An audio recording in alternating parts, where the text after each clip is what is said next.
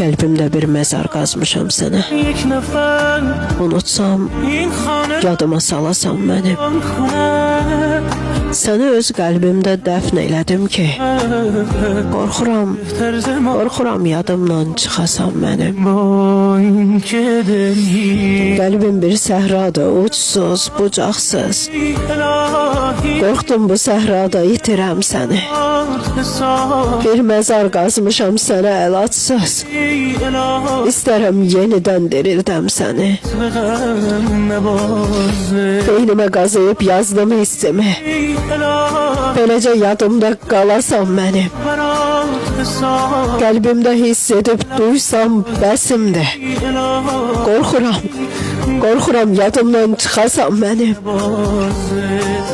Bir məzar qazıyıb qəlbimdə mənim.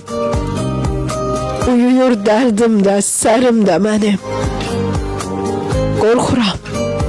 Qorxuram yadımdan çıxasan deyə. Başdaşın olubdu sənli hisslərin. İstəsən qəlbimə gizlicə girib, sən öz məzarını ziyarət eylə.